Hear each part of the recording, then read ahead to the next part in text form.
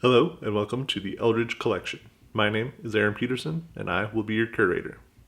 This week, I had the privilege of being invited to the podcast Gravetalk with Daniel Conyer. He allowed me to film the first little bit of the podcast, and here it is. I hope you enjoy.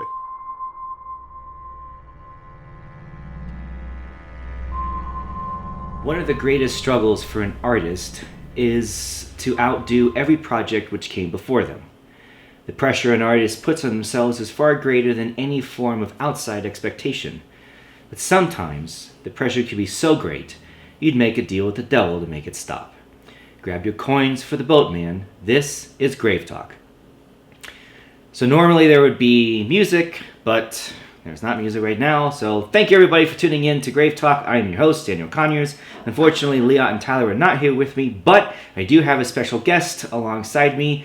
He's the host of the YouTube channel, Eldritch Collection, and he's been a friend of mine for many years, Aaron Peterson. Aaron, thank you for being on. Thank you so much for having me. It's a pleasure. Yep, it's been great. Want to try and get more guests on, especially with a background such as yours. So, tell us a little bit about yourself. Tell not me, but tell everybody. Tell me about yourself, background. Tell me a little bit about Eldritch Collection. Sure. Yeah, so Dan and I met back in high school when we made student films together, which is poignant to this particular show. And then after that, I went to film school and I started studying just basic production. I worked freelance for a while doing reality TV, and now I'm doing marketing with a video. And I started doing the Eldritch Collection 2 months ago, basically as an outlet to talk about my favorite type of horror films and stories. You did reality television? I didn't know that. Yeah, I did a little bit with the Food Network and a little bit. I did American Idol a couple times when they were. Oh, really? Yeah. Oh, that's cool. Yeah, it was a good time. Leon's been very into Big Brother lately. Oh, yeah. So I've been stumbling upon. I mean, with reality television, like, I'm trying to think some of the reality. Like, I liked Amazing Race. That was fun. I thought that was... did you do Amazing Race? No, but I had a friend who did it for a while. She was the producer, so she was in charge of, like, getting the hotels and kind of following people around, making sure that... But they don't get hotels. Because they have to sleep on the street sometimes. They do? I thought that... Oh. Yeah, sometimes if, like, they hit that mark where everybody starts at the same time, like, they're supposed to get on a boat, but the boat doesn't leave till like 8 in the morning, and so some people will get a hotel if they have the money. Right. Others will like camp outside on the sidewalk. Oh, okay. I did not know that, but yeah. But she was in charge of that sort of loose end sort of stuff. That's cool. Yeah.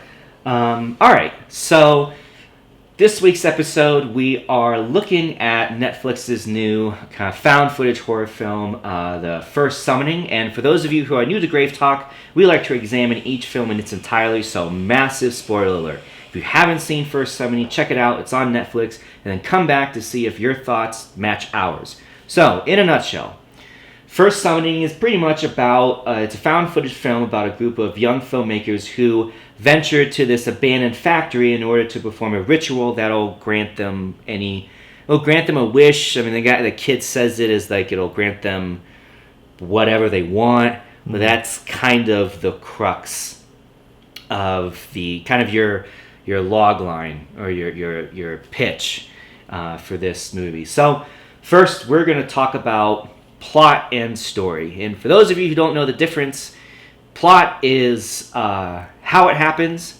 how the story happens, and story is what happens. So they tend to come interchangeably, but one is more structural than the other. So first thing, it's pretty straightforward. Yeah, it's linear to the extreme. Oh, yeah. I mean, it's you can sort of count the beat of when things are happening. If you've seen one found footage movie, you basically have seen this one. Yeah. To a point where it's irritably frustrating. That is the problem. Everybody, they have to take the time to, why are you putting that camera on the side of the van? Oh, it's so I could get this shot of the wheel as we're driving. When really it's like, no, we need this shot of, the camera to conveniently be here to tell the subplot of the two, Ryan and Leslie, which I didn't quite get the need for that. I don't even get why. Well, what happened? Did they I think sleep together in a party. Yeah. And then I think the main character, like, he filmed them or filmed the audio of them sleeping together at the party. And was this at the time where they were together? I think she was together with the main character, and I should have written his name down. Mark. So Because they say it over and over. Mark. But there was a funny part, and I don't quite get the why that. Oh, I don't have epilepsy, or I've never been epileptic. Do you get random nosebleeds if you're epileptic? I wanted to look that up, but then I kind of didn't care. Leot's niece, I think, will have seizures, epileptic seizures, and she said that normally it's after you have it. After you have, you'll get a nosebleed, but not. At one point it's like Mark is standing there and he's arguing with Ryan, and all of a sudden his nose bleeds, and he's like, "Oh, I'm epileptic." It's like, I'm not a doctor, but I don't think that's what epilepsy is. Right, because there's no seizure. Yeah. There's no, like, flutter or anything. It was just like the argument needed to end and he needed to leave the RV. And they could have just said he had a nosebleed, or he could have just gotten punched, and I think it would have been a stronger... Oh, that would have been a stronger... Yeah. But then you'd have to do a stage punch, and it doesn't seem like they are equipped to do a stage punch. Yeah, the budget probably didn't allow. No, they can't do that, Right. Well, they didn't have a sandbag somebody could hit and just put the audio over. Right. Was this made by students? Is this an actual This student feels film? like it is. Here, let me look it up. Actually, first I'm going to look up the epilepsy thing, because that... Well, I'll look up if this was an actual... Okay, yeah. So, yeah, I didn't like that. I don't... the whole subplot with Ryan and Leslie, I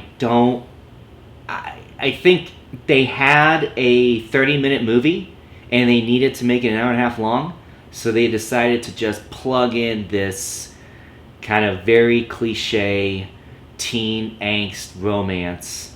Not even teens, but they all act like... And Mark looks like he doesn't know where he is half the time. Right. Like, Mark just has this kind of blank expression, and then he has a nosebleed, and then he gets super passionate about summoning the devil. But, yeah. Yeah. Do epileptics get nosebleeds? Epileptics and nosebleeds. So... So, John, my son had a seizure. A couple weeks ago, out of the blue, he had a bloody nose. But this is just a person. This is not a doctor. I need a doctor to tell me. Mayo Clinic. Okay, so anyway, did you notice anything about... So for those who've seen the movie, those who've listened to the show before... there's certain key points, typically. 10 minutes is usually where you have your inciting incident. Right. Your call, something that gets the story moving. Here, it arguably happens with probably the best character in the movie, which is... This dude obviously grew up on Shroot Farms. He... please tell me you've seen The Office. I have, yeah. Okay, you know who Dwight Schrute is, right? Oh, yeah. Okay, so the yellow shirt, the tie, his posture, his haircut, this dude is definitely a Schrute. Yeah. Or this is the man in the yellow hat, where he went after George died. Or it's a subtle reference to the King in Yellow, which I'm giving them too much credit for. King in Yellow? What's... like Carcosa, like it was a fellow author that kind of wrote slightly after Lovecraft, and the King in Yellow was this sort of like Lovecraftian creature. Oh. And it's like, did you see True Detective? Yes. I know who you're talking about. I know what you're talking about now. Okay, yeah. Yeah, okay. Yeah, that's way too much credit. Yeah, that's there's no way. Yeah, that's no. So here, this guy, the kids have sort of just been doing their interviews, or they've been talking about this ritual. that happened that they do at October 6th at this time in this factory, and the factory kind of disappeared. But this is typical documentarian stuff. Nothing new until they hit the Yellow Man, who I don't even think you know the guy's name. No, he's just... Oh, no, he's Blood Young, or Young Blood. He's got some weird last name. Okay. And he's the town, like, preacher, yeah.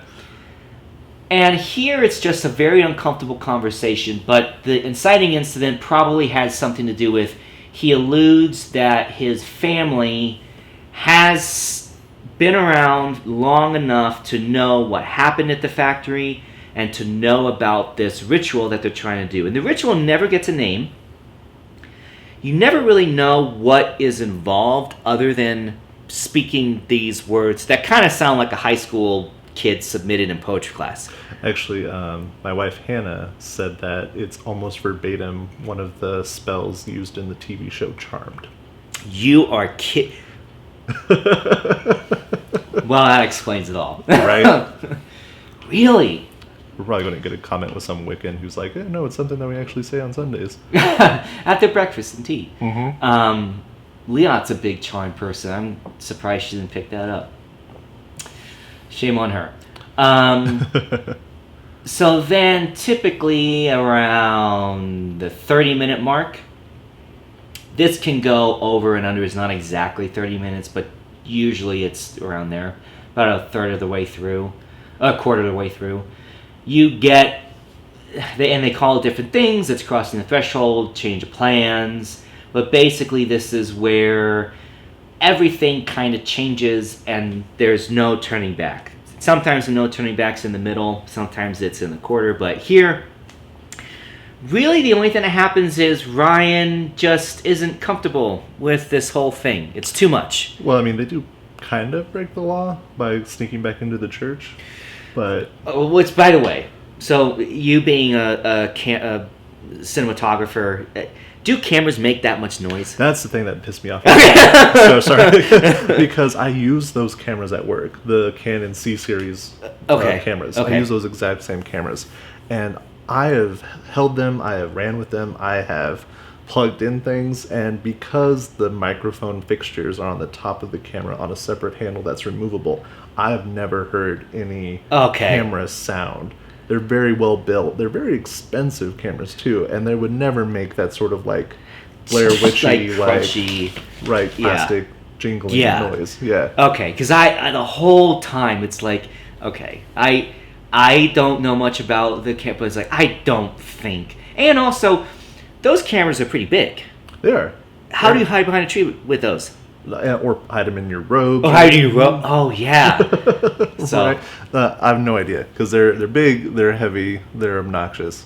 Like they're not really running gun cameras. They're meant to be like fixed, like you put them on a tripod and if you were doing a documentary video with those cameras, those would be like your interview shots. So like what they're doing with the priest here in yellow. That would be a good time to use that camera. But, like, the GoPro would be better for what they're doing. So, like, I don't know why they just didn't save, like, $6,000 and buy 3 more GoPros. Just put it on, Yeah. Yeah, I don't know what I think the thinking is that because they're documentary filmmakers, or this might be a director who's never done a documentary doing a movie about a documentary. That's possible. And they're like, oh, this is like the documentary camera. So maybe, yeah. Yeah. Okay, so Mark has a nosebleed. And apparently, I guess an epileptic could. But why that just seems like such a random thing for a kid to have that is never once referenced anywhere in the first act. Oh, hey, Mark, you should probably take a bag of tissues because remember you have your epilepsy. Right. Or, you don't take those blood thinners, Mark. Right. Your nose will bleed. Or it's like, take your pills because you're an epileptic. Oh, hey, Mark, don't do cocaine on this trip. Right. Your nose will bleed. Yeah. I would much rather have Mark do cocaine. It would have explained so much. Yep. Nosebleed, his facial expressions, why his skin's so pale, why he looks like he hasn't eaten in a while. I know I'm dogging on the actor, but it would fit. And Ace. So, okay, we'll get to the characters in a bit. So midpoint is typically midpoint's a couple things. Usually this is where if no turning back. That's one way. Taste of blood, they call it taste of blood, they sometimes call it belly of the beast, but this is the idea where shit really happens. This is where the stakes really peak. If there was an arc in this movie, this is usually where it's pretty well tested. Okay. If sometimes it's furthest from the goal, that's what it's called. So something happens that really takes the hero off the track.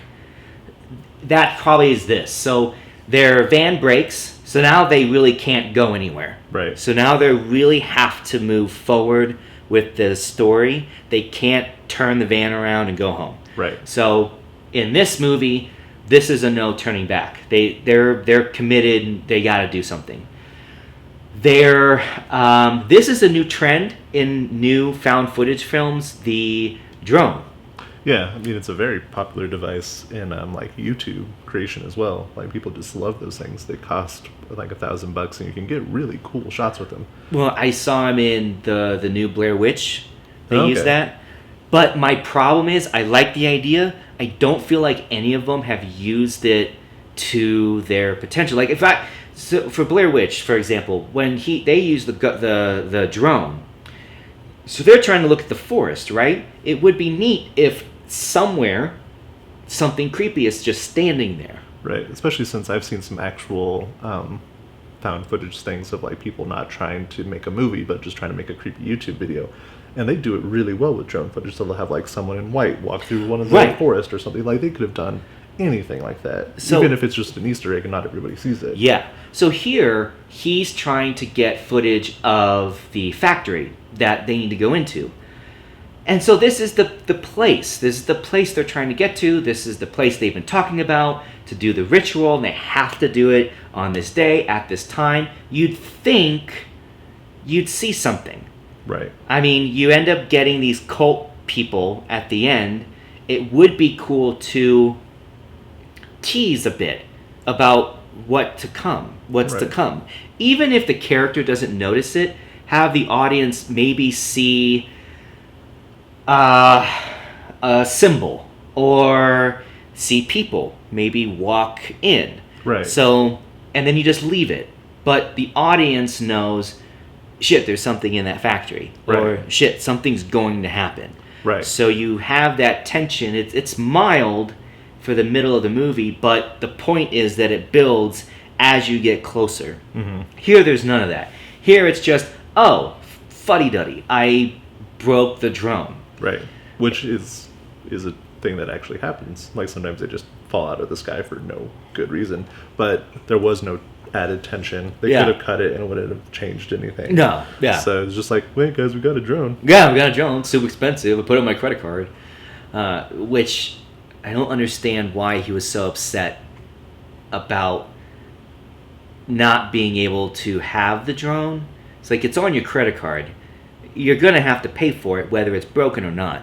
Unless Right. he was thinking he was going to return it and maybe get a refund. I mean, because I know some film students who did that. They would Really? max out their credit cards, shoot everything in a week, that 7-day return period time, repackage it all up, and then return it.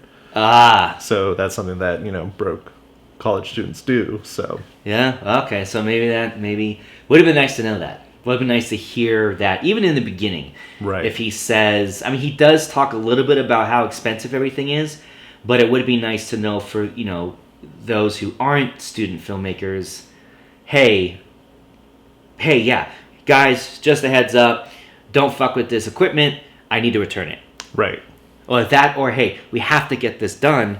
Not so much because he wants to get the footage or do the ritual, but because he has to finish this documentary within 5 days, or else he's out the money. Right. So that would have been more of a, if it's not a motivator for the main character, it would definitely be a motivator for everybody else. Right. It would keep the characters committed. Because really, honestly, I don't see why none of these other characters just walked away. Right. It seemed like they were so infuriated with everything. It's not their movie. No. It's not their money. It's not their reputation or anything like that. It doesn't even seem like they're that good of friends with Mark. Right. It seems like she's dating him, and maybe... Yeah, relationship's rocky at best. She could have walked away. Right. I think she could have. And then the other guy, I think, is her ex, or at least the fling. Ryan, yeah. And then the stoner kid, he might have just been along because he was a stoner kid. Yeah, he's had nothing else better to do. Right. Promised him Rice Krispies at the end of this. Yeah, one Scooby snack. One Scooby, yeah. But, yeah, there is not a lot of depth to their relationship. It's just sort of like, you know, they bonded in the last movie they made together. That was such a hit. Yeah, that was a hit, and he won an award, probably. I have a feeling his mom gave him that award. Or, you know, or the school, you know, spent $15 at Kinko's and made him that award. Mm-hmm. You know, I've won like 6 awards when I was in film school, and it's like, yeah, I mean, it's cool when you're in film school. Right. And if you're trying to pitch a documentary, like, you know, it could help when you're really just barely starting your career. You could be like, you know, some people appreciated this. Yeah. But you're not going to make your career as a documentarian with your second film. Like, you just have to like be like a journalist. You just have to be known for your body of work, not for your like flash in the pans. Well, and what kind of career? I mean, I don't know. It seems like his motivation, although we'll get to this, his motivation seems odd in the beginning to me, but it sort of kind of makes sense given what happens at the end. So, or at least I can see a justification for it. Okay. So, we'll get to the end because I actually have a whole thing about the ending. I am anxious to hear it. Yeah. So, all right. I guess we kind of talked a little bit about, and you know, going a little further. So, yeah, there's the drone. Usually, I would say, last half hour is at least up until the last half hour. Usually that's your all is lost moment. That's where shit really sucks. That's pretty much when the cultists, when they do the ritual and the cultists show up. Which to me says that the main character is not Mark. It's probably Leslie. Which is a fair critique, yeah. One thing you can tell is the hero will typically be the one facing the opposition by themselves at the end. Because it's the hero's journey. They're the ones that have to overcome something. They're the ones that have to grow. So naturally, they're the ones who have... So Frodo faces Gollum by himself at the end. Harry faces Voldemort by himself at the end. Every superhero movie, it's the superhero faces the villain. It's usually on their own. They have to do it. You'll hear that line, I have to do this on my own. Right. That is your typical on-the-nose, okay, we're about to go into the third act. That's even true with, like, the Avengers movie. Like, the huge ensemble cast, and it's just Iron Man. It's just Iron Man. Yeah. Or, don't come with me, I have to do this on my own. Right. I can't, I can't risk your guys' life. Right. Whatever. Mm-hmm. So, but the last one there is really Leslie and Ryan. And Ryan, I don't think is the main character because you don't really see him in the beginning. But we start the movie with Leslie. So I think Leslie is the main character. Although, God, she just sucks. Like, she is just dull as hell. I don't know what her... Because she's the one who's conflicted about the footage with her and Ryan. She's the one who's staying for Mark. Like, she's really staying for him, which, way to go. Hashtag me too. Keep this on a feminist line. Her only motivation is a guy. And it's Mark. Really? Of all guys. Leslie's pretty attractive. She could do a lot better than Mark. And Mark treats her like shit. Mark does treat her like shit. Mark's a dick. But it turns out he's also a Satanist too. So that is a flaw. that should have been a red flag. Right. All right, so let's go to the ending. To hear the rest of Daniel's thoughts about the end of the film, and also the topics we discuss, such as found footage films and Lovecraftian themes, please check out the rest of the podcast at gravetalk.biz. Thank you, and I'll see you next week.